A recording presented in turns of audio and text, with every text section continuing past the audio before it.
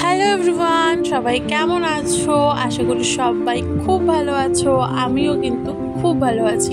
তো আজকেও সকালবেলা তোমাদের জন্য আমি নিয়ে চলে এসেছি একটা ব্রেকফাস্ট রেসিপি। তো ওই জন্য দেখো আমি সব কিছু তোমাদেরকে দেখিয়ে দিচ্ছিলাম। এখানে ম্যাগি আছে, ডিম আছে, চিকেন আছে, পেঁয়াজ, লঙ্কা আর আছে আদা। তো পুরোটা আমি দেখিয়ে দিয়েছিলাম। তো তারপরে চলো এবার গিয়ে কাটাকাটি করে আসি। তো এই যে আমার এখানে পেঁয়াজ কাটা হয়ে গেছে, লঙ্কাটাও কেটে নিয়েছি, আদাটাও আমি যতটা পেরেছি কুচিয়ে নিয়েছি, আর যেই চিকেনটা নিয়েছিলাম ওইটাও কিন্তু আমি একটু ভেঙে ভেঙে নিয়েছি, ঠিক আছে। তো এরপরে বসিয়ে দিয়েছি ম্যাগিটাকে সেদ্ধ করতে। তো এর ম্যাগিটার মধ্যে আমি অল্প একটু নুন আর অল্প একটুখানি তেল দিয়েছিলাম যাতে ম্যাগিটা নিচে না লেগে যায়। তো এই দেখো সেদ্ধ করা হয়ে গেছে। এর গায়ে কিন্তু আমি অল্প একটু তেল লাগিয়ে রেখেছিলাম, ওই ক্লিপটা নিতে আমি ভুলে গেছি। এই যে এখানে কড়াইতে তেল গরম করতে বসিয়ে দিয়েছি, আর এখানে খুন্তির গায়ে ছিল জল, ওই জন্য ছিটকে আসছিল তেল, ওই জন্য আমি ভয় পাচ্ছিলাম। তো এইবার আমি সব কিছুই দিয়ে দিয়েছি কড়ার মধ্যে, দিয়ে দেখো ভালো করে গোল্ডেন ব্রাউন হওয়া পর্যন্ত কিন্তু আমি ভেজে নিচ্ছি। এই যে এখানে ডিমও দিয়ে দিয়েছি। এবার এই সবগুলোকে খুব ভালো করে আমি ভেজে নেব। অল্প একটু নুনও দিয়ে দিয়েছি যাতে ডিমের মধ্যে লবণটা খুব ভালো করে ঢুকে যায়।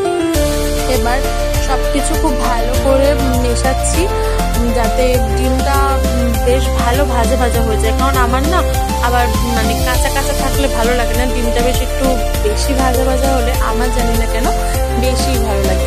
তো তোমাদের কেমন ভাবে ভালো লাগে আমাকে একটু জানিও। ওই যে ওই চিকেনটা রাখা ছিল, সেই চিকেনটা আমি আবার এখানে দিয়ে দিলাম, কারণ চিকেনটাও তো ভাজতে হবে। আলাদা আলাদা করে আমি আর ভাজিনি, সব কিছু একেবারেই ভেজে নিয়েছি। তো তারপরে ওই বাটিতে যে একটুখানি গ্রেভি ছিল সেই একটুখানিকেও দিয়ে দিয়েছি। এই যে আমি খুব ভালো করে এখানে ভেজে নিচ্ছিলাম, বারবার নাড়িয়ে নাড়িয়ে দেখছিলাম। এই চিকেনের পিসটা আমার কেন জানি না একটু বড় মনে হচ্ছিল, আমি আবার ওটাকে ভেঙে নিয়েছি। তো ভালো করে ভাজা হয়ে গেছে। এরকম যখন কালার চলে আসবে তখন তোমরা হচ্ছে এর মধ্যে যেই ম্যাগিটা রেখেছিলে সেদ্ধ করা সেই ম্যাগিটা দিয়ে দেবে। এই যে আমি ওইখানে ম্যাগিটা দিয়ে দিয়েছি, খুব ভালো করে মিশিয়ে নিচ্ছিলাম, মানে খুব ভালো করে ভাজতে হবে যাতে ওই সেদ্ধ করার পরে যেই জল জল ভাবটা থাকে ওইটা যেন না থাকে। তো আমিও এখানে খুব ভালো করে ভেজে নিচ্ছিলাম, আর নিচের দিকে হালকা হালকা প্রথমের দিকে লেগে যাচ্ছিল, তো আমি অ্যাডজাস্ট করে এই দেখো ফাইনাল লুক। কি টেস্টি লাগছে তাই না দেখতে, খেতেও কিন্তু খুব টেস্টি হয়েছিল। তোমরাও বাড়িতে করে খেতে পারো, খুব টেস্টি হয়, সত্যি বলছি খুব টেস্টি হয়। তো আজকের রেসিপিটা তোমাদের কেমন লাগলো জানিও। সবাই ভালো থেকো, টাটা।